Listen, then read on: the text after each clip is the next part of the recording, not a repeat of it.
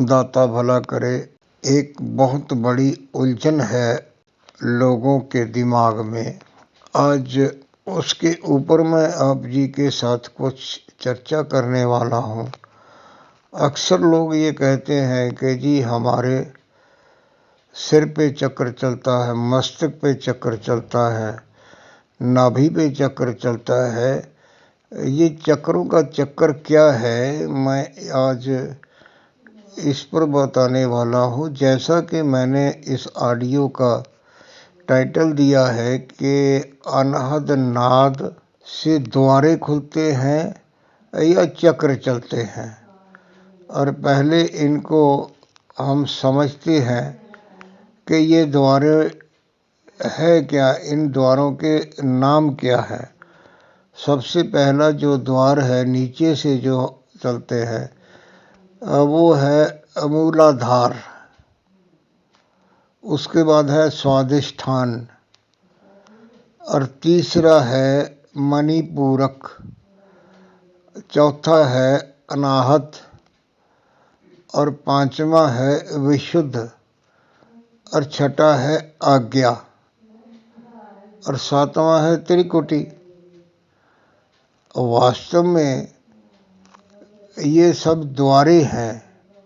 ये जो द्वारे हैं इनको अगर सरल भाषा में मैं आप जी के साथ इनके नाम का जिक्र करूं तो मूलाधार को सरल भाषा में कहते हैं गुदा, स्वादिष्ठान को कहते हैं इंद्री, और लोगों ने इसके साथ जो है ना वो चक्र लगा दिए हैं कि गुदा चक्र, इंद्री चक्र।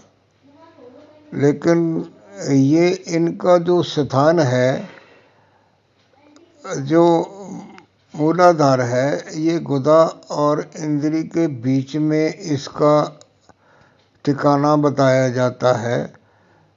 और जो स्वादिष्ठान है उसका जो है वो नाभि के नीचे और इंद्री के ऊपर उसका जो है ना कुछ स्थान ऊपर उसका पॉइंट बताया जाता है, और लोग इसको जो है ना वो सरल भाषा में चक्र कह देते हैं।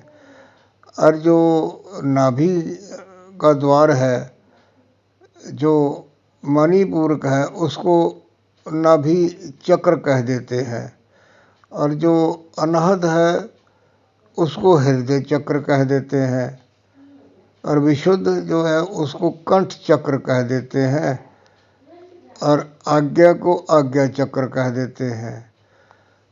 अब समझने वाली बात ये है कि ये चक्र हैं या द्वारे हैं।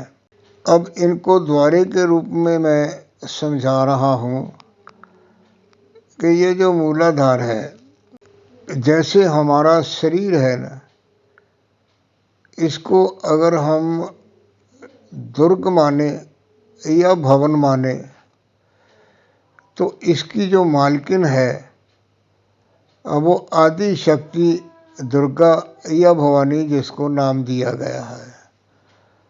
और एक दुर्ग के भीतर आप जानते हैं कि बहुत सारे कक्ष होते हैं।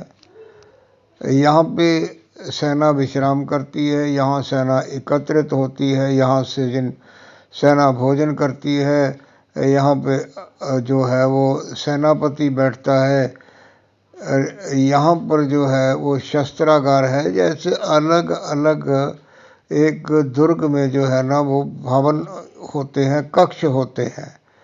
ऐसे ही जैसे हम अगर इसको भवन माने तो जो आदि शक्ति भवानी है, इस भवन के अंदर जो है ना वो अलग अलग जो है ना कमरे हैं।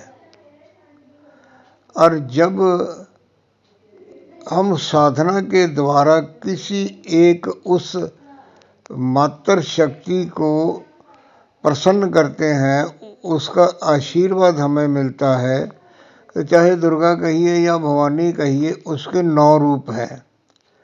जब उसका आशीर्वाद मिलता है तो उस कक्ष का जो है ना द्वार खुलता है, तो उसके भीतर जो प्रकाश है ना, वो प्रकाश की झलक बाहर दिखाई देती है, और जो उसको हमारा जो तीसरा नेत्र है ना, त्रिकुटी जिसको कहते हैं या थर्ड आई कहते हैं, उसमें नजर आता है।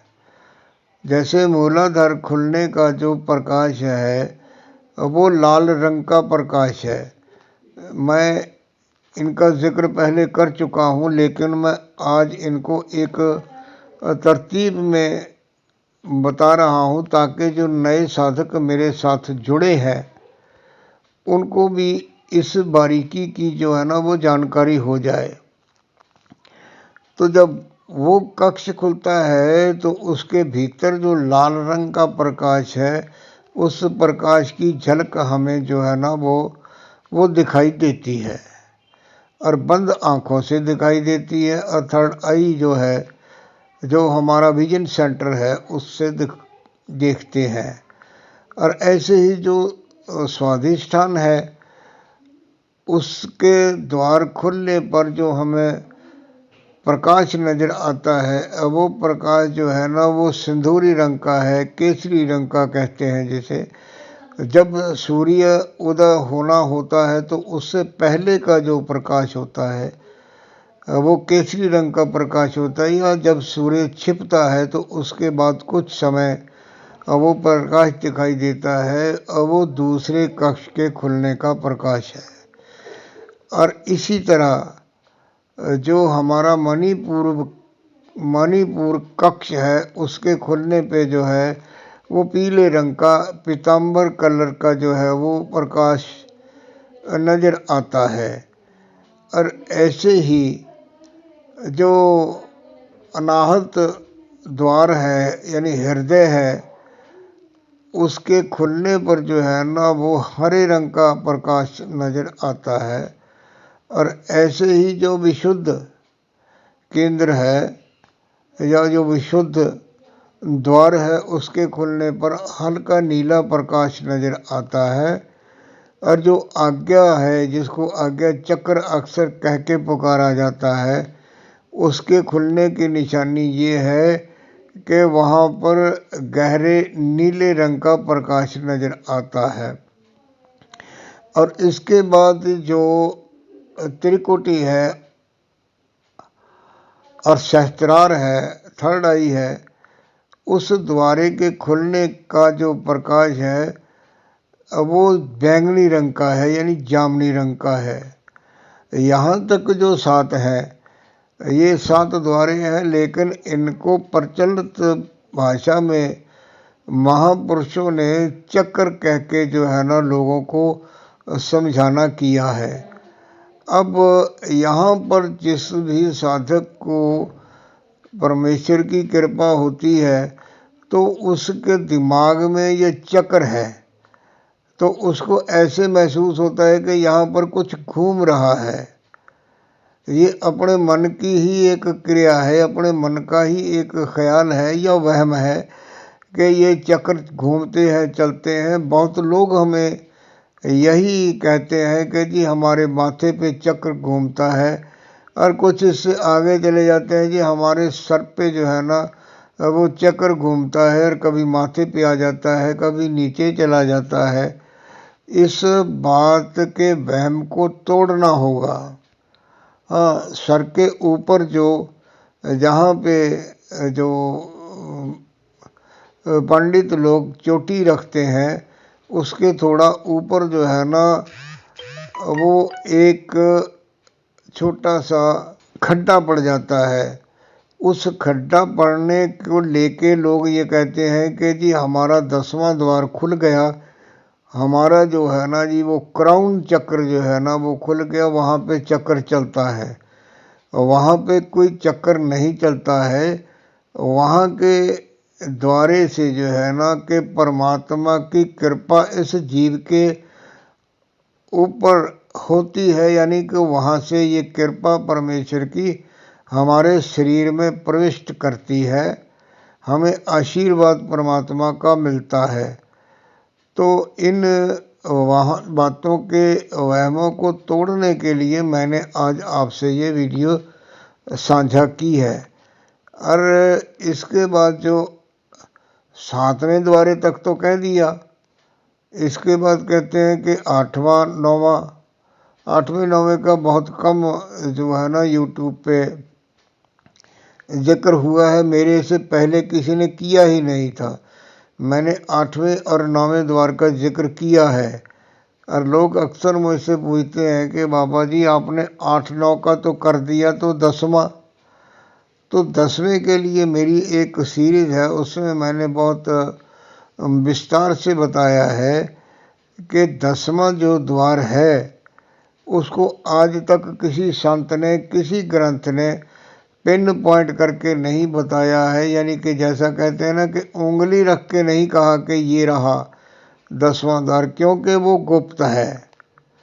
आदि श्री गुरु ग्रंथ साहिब में गुरु अमरदास जी ने कहा है कि 9 द्वारे प्रकट किए। यहाँ पे वो केंद्र नहीं कह रहे, चक्र नहीं कह रहे, वो द्वारे कह रहे हैं। 9 द्वारे प्रकट किए और 10वां गुप्त रखाया। और इसी तरह बेनी भक्त ने भी कहा है, जो एग्जैक्ट उसने बात बताई है, उसने ये कहा है कि ऊपर हाट, हाट पर आला, आले ऊपर थाटी, कि वो जो है वो 8वें का 9वें का जिक्र किया है, लेकिन उसके ऊपर उन्होंने कहा है कि वो स्थित है। ऐसे ही कबीर ने कहा है कि पश्चिम द्वारे की सिल ओट, तांसिल ऊपर खिड़की और खिड़की ऊपर 10वां द्वार। यानी एग्जैक्ट नहीं बताया, लेकिन इशारा कर दिया कि अगर किसी का ये खुल जाएगा तो उसको अपने आप जो है ना वो मालूम पड़ जाएगा। अक्सर लोग ये प्रश्न करते हैं कि अगर ये खुलता नहीं है तो 10वें द्वार को कहा क्यों गया है? 10वां द्वार परम योगी के लिए है कि वो वहाँ पे स्थित हो सकता है। जो हम कुंभ के मेले में जाते हैं ना, तो वहाँ देखते हैं कि सैकड़ों हजारों साल की आयु वाले जो हैं वो सिद्ध योगी वहाँ पे गंगा स्नान करने के लिए आते हैं। तो उनकी इतनी इतनी आयु क्यों है? जैसे इतिहास में जिक्र आता है ना गोरखनाथ और उनके शिष्यों का, तो उनकी कितनी कितनी आयु थी, हजारों वर्ष की आयु थी। तो वो जो 10वां द्वारा है वो योगी के लिए चिरस्थायी टिकने का स्थान है, क्योंकि वो काल के दायरे से बाहर है। वहाँ ना तो काल जाता है और ना ही वहाँ दयाल जाता है।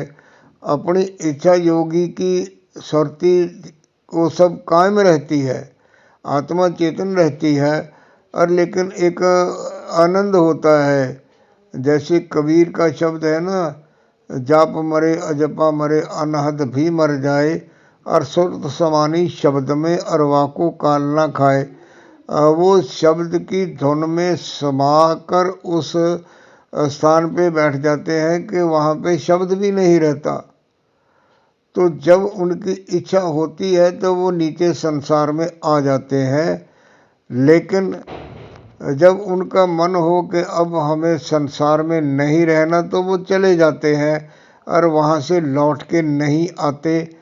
इसलिए किसी संत भगत ने इसको एग्जैक्ट उंगली लगा के नहीं बताया, क्योंकि अवेनी भगत, कबीर भक्त और गुरु साहब जो गुरु नानक देव जी से लेकर गुरु गोविंद सिंह तक हुए हैं, वो इतनी ऊंची अवस्था के थे कि वो जा सकते थे, रुक सकते थे, बाहर भी जा सकते थे, भीतर भी आ सकते थे। तो उन्होंने भी इसका जिक्र नहीं किया है। सो मेरे प्यारे आध्यात्मिक सदस्य के मेरे परिवारजनों, इस वहम को निकाल दो कि ये जो द्वारे हैं या ये जो स्थान है वहाँ पर कोई चक्र चलता है तो ये खुलते हैं। ये उन चक्रों के चलने से नहीं खुलते हैं, ये खुलते हैं हमारे अनहद नाद में समाने से। नाद एक ऐसी ऊंची अवस्था है जो आत्मा को परमात्मा से मिलाती है। तो उसके लिए शरीर के केंद्र को खोलना क्या मुश्किल है? नाद से ही जो है ना वो सूक्ष्मना जागती है, नाद से ही कुंडलनी जागती है, और नाद से ही ये सभी द्वारे जागृत होते हैं। और इन जागृत होने वाले द्वारों से ही प्रत्येक द्वार के खुलने पर एक न एक सिद्धि मिलती है। यानी जो लोग नवरात्रे में 9 देवियों के व्रत रखते हैं, उनका पूजन आराधन करते हैं, और जो देवी प्रसन्न होती है वो अपनी कृपा से उसको आशीर्वाद देती है। और उस 9 द्वारों का 9 देवियों से संबंध है। बारीकी से अगर आप खोज करेंगे तो आपको मालूम पड़ जाएगा कि किस द्वार के खुलने से किस देवी का जो प्रकाश है वो दिखता है, और उससे इस जीवन में इस जीव को क्या आशीर्वाद मिलते हैं। ये एक अलग सब्जेक्ट है, और ये बहुत गहरा और लंबा सब्जेक्ट है। मैं इसके ऊपर यानी कि चर्चा नहीं कर रहा हूँ। मेरा मकसद यही है कि आप अपने आप को चक्रों के चक्कर से निकाल कर सीधी सरल सिमरन ध्यान की यात्रा के ऊपर चलिए। परमात्मा आपके ऊपर कृपा करेंगे और बहुत जल्दी करेंगे। इस शब्द के साथ मैं अपनी वाणी को आज यहीं पर विराम देता हूँ। परमात्मा आपको इस नए साल के उपलक्ष्य में तंदुरुस्ती दे, खुशियाँ दे, और आपको नाम की प्रीति देकर अपने साथ जोड़े रखे। धन्यवाद। दाता भला करे।